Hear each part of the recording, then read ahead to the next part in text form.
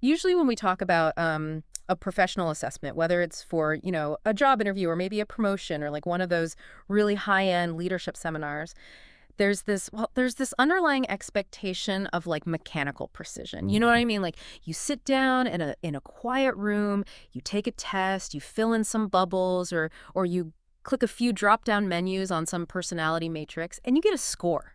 Mm. And then the HR director points at this clean, color-coded chart and says, there it is. That's who you are as a leader. You're an INTP or a high D or an Enneagram 8. And it feels like engineering. Yeah, it really does. We kind of crave that neat categorization because it makes the incredibly messy reality of human dynamics feel, I don't know, manageable. It gives organizations this illusion of control.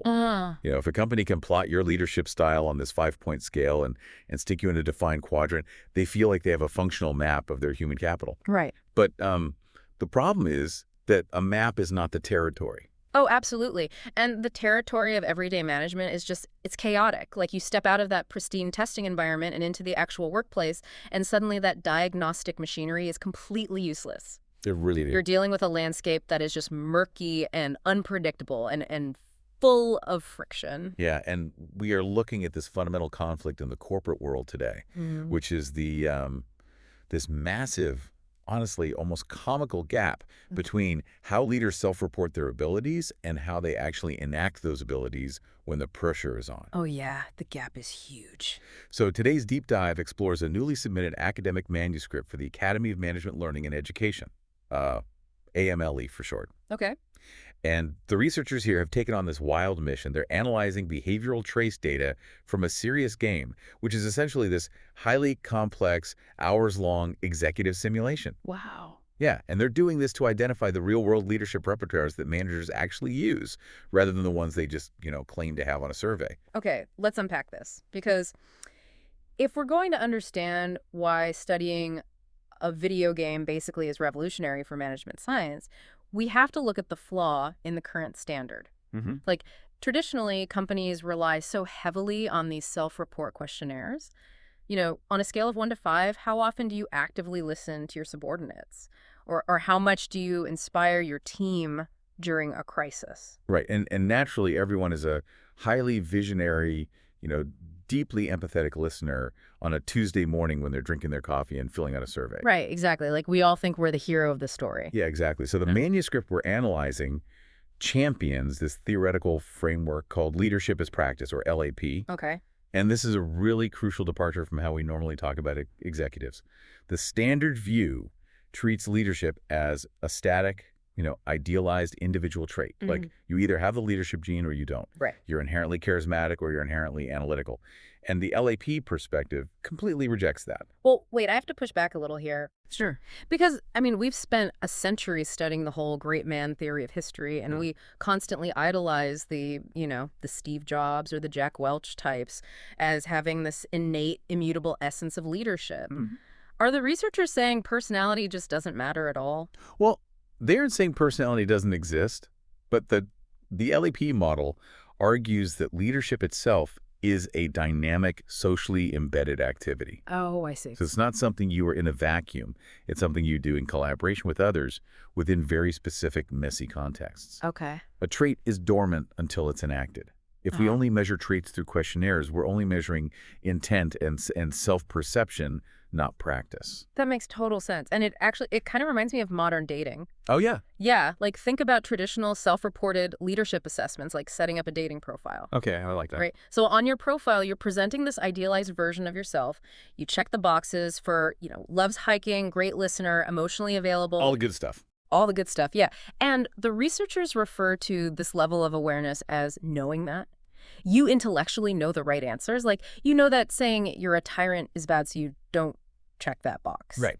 But actual leadership behavior, that's like being on the actual date. Yes. You're at the restaurant, The waiter drops a drink on your lap, the conversation stalls out, your phone keeps buzzing with some emergency from your roommate, the pressure is on. Exactly. And that environment tests what the researchers call tacit knowing in action. You can't rely on your glossy profile anymore. You have to rely on your real-time instincts. Yeah, the date itself forces you into enacted behavior. Yeah. And the flaw with the self-reported dating profile, or, the leadership questionnaire, is that it is incredibly vulnerable to self-presentation bias. No, for sure. We all want to look good, both to our bosses and to ourselves, honestly. So people rationalizing how they believe they would act in a hypothetical vacuum tells us very little about the micro decisions they're going to make when they're faced with competing demands and exhaustion and stress. Right. A decontextualized multiple choice question, it cannot capture the ambiguity of a real managerial dilemma. So if a questionnaire is just a glossy profile, how do we observe the actual date? Because I know that for a long time, the gold standard has been those expert assessment centers. Yes. Where organizations bring in a whole team of psychologists, put you in a room, and literally just watch you work. Right. That is the traditional method for capturing that tacit knowing in action. You're given an overflowing in-tray of emails, maybe a disgruntled employee role player to manage, and a time-pressured group exercise. And the assessors observe your interdependent decisions and how you interact with others. It captures behavior that is vastly closer to actual managerial practice. It sounds like the ultimate corporate stress test. It really is. But I'm doing the mental math on the logistics here. Oh, yeah. You have to fly an executive to a facility, hire multiple PhD psychologists for a few days, coordinate all these role players, and then analyze the data manually. That has to be wildly expensive. It's entirely unscalable. Because of the cost and the logistical nightmare, assessment centers are almost exclusively reserved for, C-suite selection, or for grooming a very tiny handful of people that they deem high-potential candidates. Right. You simply can't run your entire global mid-level management team through a 3-day in-person assessment center every quarter to see how their skills are evolving. Exactly. You just can't. Not to mention, even if you could afford it, human assessors aren't perfect. No, they're not. If I'm a psychologist observing you, I might be tired. I might have my own professional or cultural expectations of what a leader should look like. Or I might fall victim to the halo effect, where, you make one really charismatic speech in the first 10 minutes and it outshines the fact that your actual strategic planning for the rest of the day was terrible. Yeah, human evaluation is always going to carry a degree of subjectivity. So the core question of this manuscript becomes, how do we affordably observe this tacit knowing in action? Right. How do we build the diagnostic sandbox where thousands of leaders can play and fail and reveal their enacted repertoires without bankrupting the company? And that leads us to the methodology, which relies on a serious game called FLNGY. Yes. Which I have to admit sounds like a forgotten 1990s cartoon character. It really does. But it's actually an acronym for Flow is Good Business for You. Ah, okay. Yeah, FLNGY is an executive simulation built heavily around the work of Melali Csikszentmihalyi, specifically his Good Business Framework. Right. And Csikszentmihalyi is this legendary figure in psychology, best known for his theory of flow. Right. That psychological state of optimal experience, total immersion, and deep focus in a task. Right, being completely in the zone where time just kind of melts away because you're so focused on the challenge in front of you. Yes, exactly. Yeah. And Csikszentmihalyi argued that creating an environment where employees can frequently experience flow is the ultimate hallmark of good business and good leadership. Wow, okay. So the researchers use this FLIGBY simulation to study how leaders attempt to create that environment. And the data set they gathered is just staggering. We are looking at behavioral trace data from 14,408 participants. Wait, over 14,000 managers? Yes. That is a massive sample size for behavioral tracking. Usually you look at these studies and they're based on 50 undergrad psychology students. Oh, I know. The scale is what makes the findings so robust here. These participants span 49 countries, although the data is primarily concentrated in the U.S. and Europe. Okay. And they range in age from 18 to 60, bringing wildly varying levels of management experience to the table. Okay, let's talk about the game itself, because calling it a game feels almost reductive. You step into the role of a newly appointed CEO of a Californian winery. And over the course of 3 to 6 hours, you have to make over 150 decisions. And the crucial element here is that these decisions are deeply interconnected. Exactly. You aren't just solving isolated math equations or answering trivia. You're dropped into a living, breathing ecosystem. Yeah. You have to navigate severe interpersonal tensions among your executive team, broad strategic concerns about the winery's future, and these deeply conflicting values. Give me an example of how that cascading decision-making actually works in the simulation. Sure. Okay. So let's say in the first hour, your head winemaker demands a massively expensive piece of new equipment to improve the vintage. Okay. But your CFO informs you that the purchase is going to obliterate your quarterly margins. Jakes. Meanwhile, your sales director is threatening to quit if you don't increase the marketing budget. If you make a hardline decision to prioritize immediate profit and deny the equipment, that decision cascades. Yeah, the characters in the game react dynamically. Right. Their emotional status indicators change. The winemaker becomes disengaged. Perhaps the quality of the product drops later in the game, which then causes your sales director to struggle. And all the while, the software is running in the background, right? Objectively tracking 29 distinct leadership skills based on the specific choices you're making. Yes. Like, it's quietly measuring your conflict resolution, your strategic planning, your emotional intelligence, all while you're just desperately trying to keep this digital winery from going bankrupt. It bypasses both rater bias and self-presentation bias. Right. Because the simulation doesn't pause to ask you, would you use emotional intelligence here? It forces you to navigate the consequences of an angry employee. Yeah. You become too cognitively absorbed in the complexity of these systemic problems to consciously seek a leadership persona.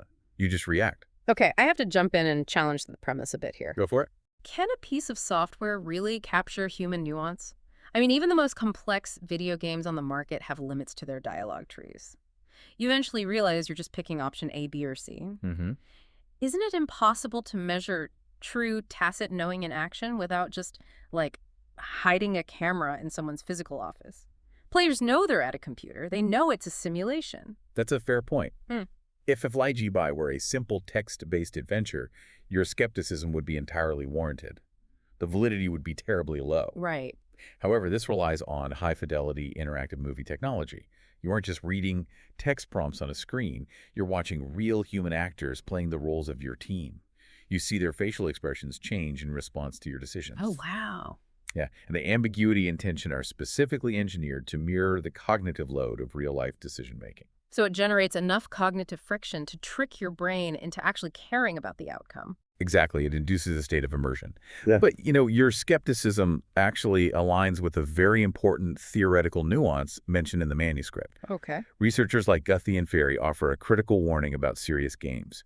They say they are not entirely neutral diagnostic tools. Well, yeah, because humans programmed them. Precisely. Mm.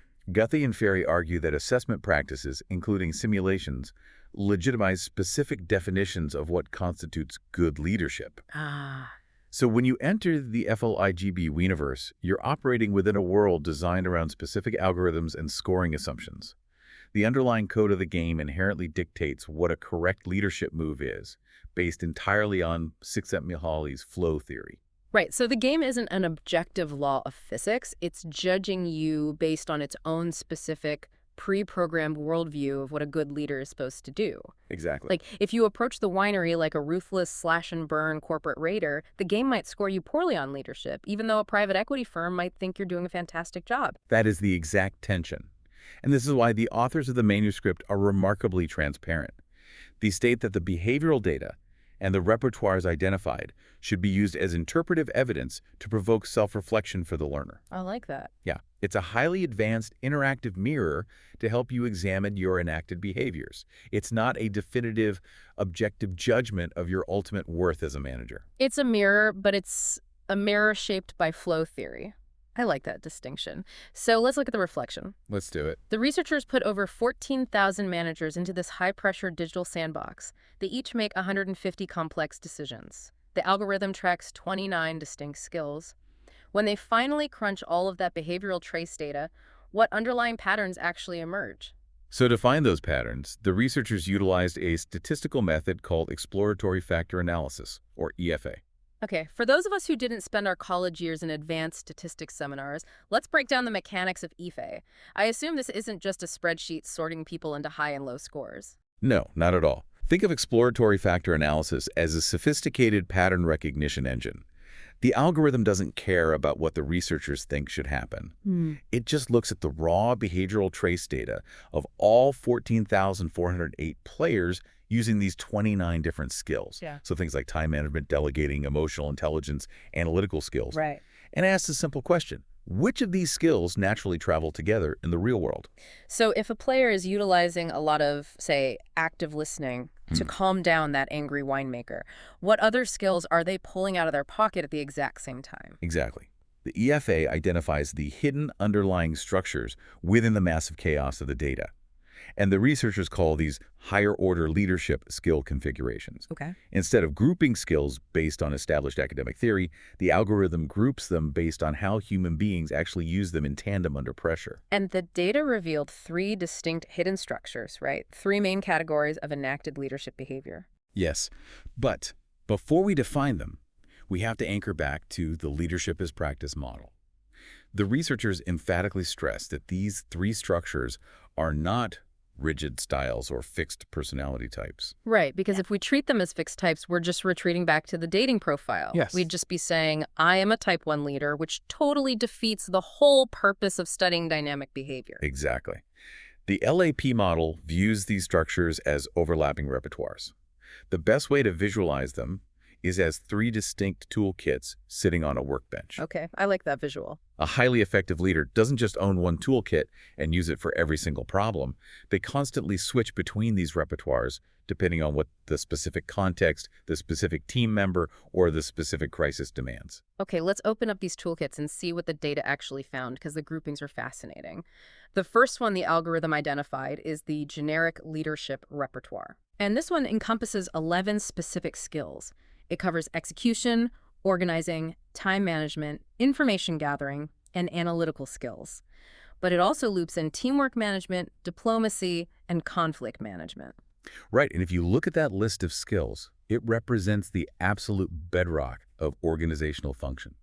It's the capability to maintain coherence between a leader's strategic intentions and the actual collective work processes of the team. It's the engine room of the business. Yes. Like, you can have the greatest vision in the world, but if you don't have the time management to schedule the meetings or the information gathering to understand the market and the diplomacy to keep your team from killing each other, nothing gets shipped. It's all about implementation and resource allocation.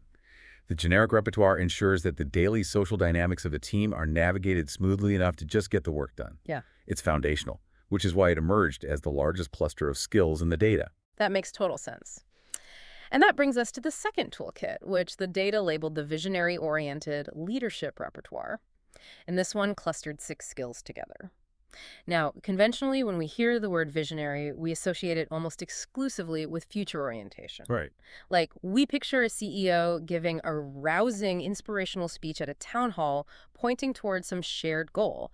And sure enough, the data did group future orientation and stakeholder management into this toolkit.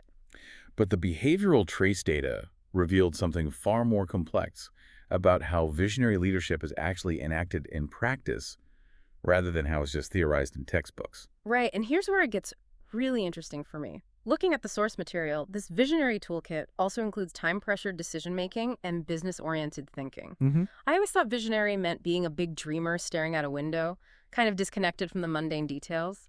But this data shows that visionary behavior is intensely grounded in high-stakes execution. Yeah, and the researchers highlight this as a major departure from traditional literature, which often reduces visionary leadership to mere vision communication. Oh, wow. What the FLGBY data proves is that articulating a desirable future is only a fraction of the job. In practice, being a visionary requires a leader to make timely, economically viable, and strategically coherent decisions under immense pressure. You can't just be a dreamer. You have to be a strategist in the trenches. Exactly. Like, if you're going to lead your winery toward a new horizon, say shifting to organic farming, Yeah. you have to actively navigate the financial and operational obstacles that pop up along the way, usually with a ticking clock.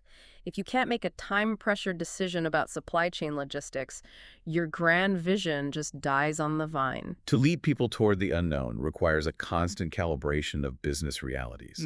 That is what enacted visionary leadership looks like. Which brings us to the third toolkit, the servant-oriented leadership repertoire.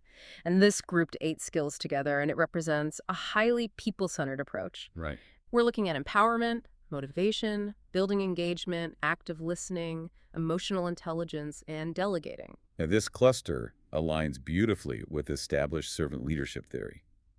The core philosophy here is that the leader's primary function is not to command, but to serve and support their followers, removing roadblocks so the team can grow and take responsibility. It's a very empathetic, follower-focused toolkit, but there were two specific skills in this repertoire that the researchers found particularly noteworthy: recognizing personal strengths and balancing skill. I want to dig into balancing skill because that sounds like walking a tightrope. In a managerial context, it is exactly like walking a tightrope. Yeah. The game defines balancing skill as the ability to maintain equilibrium between competing demands, ensuring optimal resource distribution, and prioritizing attention. It's essentially about wisdom and stewardship. You're constantly weighing the emotional and professional needs of the individual follower against the harsh, objective demands of the organization's goals. Like, if the company needs a project done by Friday, but you know your lead developer is on the verge of a breakdown, the servant toolkit requires you to balance that tension. You become the operational shock absorber for the team. And that is incredibly taxing. Hmm. True servant leadership isn't just about being agreeable or nice. Right. It requires the active cultivation of individual potential.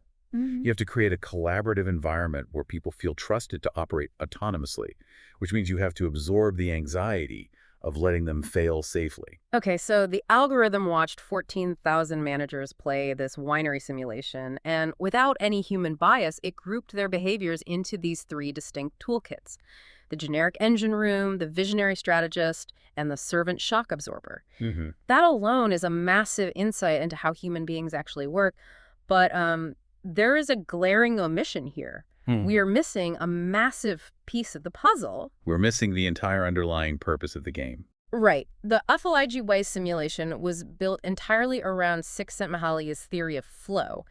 The explicit goal of the game, the way you win as the winery CEO, is by being a flow-promoting leader. Yes. So if flow is the ultimate objective, where did the specific skills for creating flow end up? Did the algorithm group them into a fourth secret toolkit? That is the central question the researchers asked when they looked at the EFA results, and the answer provides the primary plot twist of the entire manuscript. Okay, let's look at the baseline first. According to Csikszentmihalyi, what does a leader actually need to do to create flow? So Csikszentmihalyi identified 4 core flow-promoting leadership skills. Oh? We can call it FPL. Okay. To create an environment where your team can reach that state of optimal immersion, you must enact 4 things. First, strategic thinking, so you can set clear, unambiguous goals. Got it. Second, feedback to give real-time guidance on their progress. Third, recognizing personal strengths, so you know what your people are capable of handling. And fourth, balancing skill, to match the difficulty of the task to the capability of the person. Strategic thinking, feedback, recognizing strengths, balancing skill, the 4 pillars of flow. So when the algorithm crunched the data, I would assume these 4 skills clustered tightly together into a distinct flow style. That would be the logical assumption. But the plot twist is that the data show these 4 skills absolutely did not group together. When the factor analysis was complete, those 4 FPL skills were fractured. Wait, really? What's fascinating here is how perfectly they split down the middle. Oh, wow. Strategic thinking and feedback fell squarely into the visionary repertoire. Meanwhile, recognizing personal strengths and balancing skill fell into the servant repertoire. None of them ended up in the generic toolkit. The flow skills are entirely divided between the big picture, time-pressured strategist and the empathetic, supportive servant. And if we connect this empirical finding to the psychological definition of what flow actually is, the data makes perfect intuitive sense. It really does. So why does creating flow require a leader to split their toolkits? It comes down to the fundamental mechanism of flow. Flow only occurs when an individual navigates a highly delicate, dynamic balance between 2 forces: a subjective level of high task challenge and a correspondingly high level of personal capability. Okay, so if the challenge of the task is incredibly high, say building a new software architecture from scratch in a month, but the employee's capability is low because they're just a junior developer, what happens? You get severe anxiety. Right. The employee is crushed by the weight of the expectation. Conversely, if the employee's capability is exceptionally high, say they're a senior architect, but the challenge is low because you only ask them to fix typos on a website, what happens? You get profound boredom. They disengage completely. Exactly. Flow is the sweet spot in the middle. High challenge met by high capability. Therefore, to create flow, a leader must first provide the high challenge. Okay. That requires reaching into the visionary toolkit. You must set strategic direction, push for ambitious, future-oriented goals, and provide rigorous feedback on their progress. But a high challenge alone just creates a culture of terror and burnout. Yes, you must simultaneously support and elevate their capabilities to meet that challenge.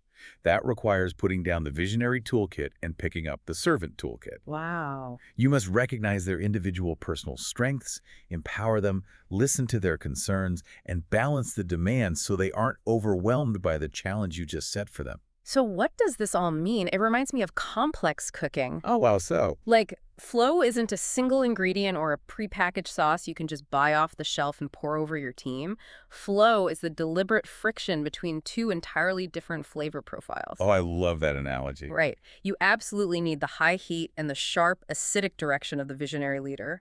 But that heat must be balanced perfectly by the careful seasoning, temperature control, and deep support of the servant leader. Yeah, if you just apply heat, you burn the dish. You Right. just apply seasoning with no heat, the meal is raw and uninspired. Exactly. Flow-promoting leadership is a cross-repertoire configuration. It requires the synthesis of two entirely different orientations. This empirical data definitively proves that creating flow cannot be an isolated, discrete style that you just adopt.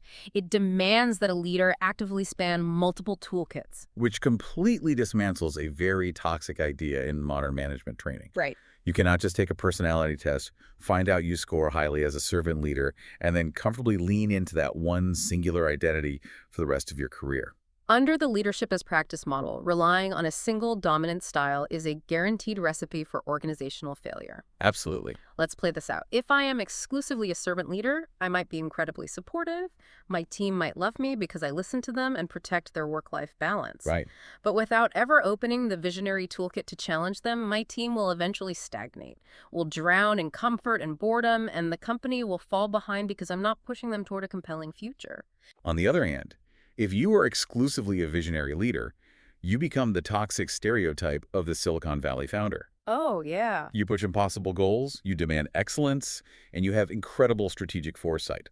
But because you refuse to open the servant toolkit to support your team's emotional intelligence or recognize their human limits, you generate massive anxiety. You achieve short-term success at the cost of a catastrophic burnout rate. In our modern business environment, what researchers call the VUCA world, volatile, uncertain, complex, and ambiguous, you just cannot survive with only half the ingredients. You must cultivate a complementary skills mix. And this brings us to the profound real-world implications of this AMLE manuscript. The concept of the skills mix democratizes leadership development in a way that wasn't really possible before. Right. Historically, only the elite got the assessment center treatment to figure out their blind spots. The advent of sophisticated, serious games like FLIGBY fundamentally changes the math of human capital development. It offers a low-risk, highly repeatable environment where managers can engage in trial-and-error learning at scale for a fraction of the cost. Exactly. Like, you can practice being a hard-driving visionary on a Tuesday and practice your servant empathy skills on a Thursday without actually bankrupting a real winery or making your real-life marketing director cry. The researchers emphasize that by analyzing our own behavioral trace data, our actual enacted behaviors in a simulated, pressure-tested environment, we can objectively identify which repertoire we are neglecting. Wow. If your FLIGBY simulation report comes back and shows that you have phenomenal scores in the generic engine room of the Visionary Challenge, but abysmal scores in servant skills like active listening and empowerment, the diagnostic guesswork is gone. You know exactly what toolkit is missing from your workbench. It allows for incredibly targeted, personalized learning. Instead of a company sending 50 mid-level managers to some vague weekend leadership retreat where they listen to a motivational speaker and do trust falls, you can look at the data. You can sit down with a manager and say, look, your behavioral trace shows you struggle specifically with time-pressured decision-making within the visionary toolkit. When the clock is ticking, you freeze. Let's run micro-simulations specifically targeting that exact friction point. And because it's software, it scales infinitely. Right. A multinational corporation can deploy this to thousands of managers globally, gather the data, and provide personalized coaching to everyone while simultaneously identifying broad, systemic, organizational gaps in leadership repertoires. If you are listening to this deep dive right now and you're prepping for a one-on-one meeting or you're managing a team project today, the practical application is just immediate. Stop asking yourself, what kind of leader am I? Yeah. That is the dating profile question. It's static and frankly, it is heavily biased by your own ego. Instead, start asking, which toolkit does this specific situation and this specific employee require me to pull from right now? Do they need the generic engine room to simply organize the workflow and allocate resources? Do they need the visionary challenge to push past a creative roadblock? Or do they need the servant empathy to recover from a grueling sprint? You adjust your repertoire to the context. It makes leadership an active verb, not a noun. But as we wrap up our exploration of this manuscript, we have to address the philosophical elephant in the room. Oh boy, here we go. We've spent this entire time talking about overlapping toolkits, adapting to the context, and responding to the specific demands of the environment. It raises a deeply provocative question about the nature of identity in the workplace. If the leadership as practice model is accurate, if our actual effective leadership is not a fixed innate identity, but rather a fluid, highly context-dependent mix of enacted behaviors that we constantly switch between. Does the concept of an authentic leadership personality even exist? That's the question. Modern corporate culture is obsessed with authenticity.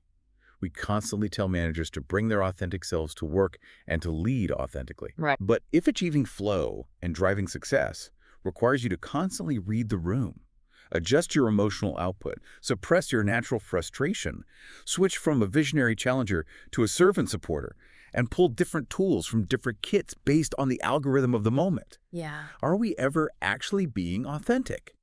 Or are we all simply wearing different, highly adaptable behavioral masks required by the specific game we are playing at work? That is a heavy thought to leave on, because if we're just putting on whatever mask the situation demands, where does the real you begin and the enacted repertoire end? Exactly. If you spend 40 hours a week deliberately acting like a servant leader because that's what the team needs, don't you eventually just become that mask? Are we consciously managing our teams, or are the demands of the situation actually managing us? Are we just complex algorithms ourselves responding to environmental stimuli with whatever behavioral output the data suggests is most effective? I love that tension. It brings us right back to our opening analogy. If the traditional questionnaire is just a polished dating profile and the simulation is the chaotic sandbox state, maybe the ultimate goal of leadership development isn't to find out who you truly are deep down in your soul. Maybe the goal is simply to become a better, more versatile actor on the date, to realize that work is a dynamic game, and the most successful leaders are the ones who know exactly which mask to wear, which toolkit to open, to help their team find flow. I invite everyone listening to mull that over today. Are you playing your daily work game on purpose, choosing your toolkit intentionally, or are you just running on autopilot hoping your one single toolkit can fix everything? That's all for today. Thanks for diving deep with us.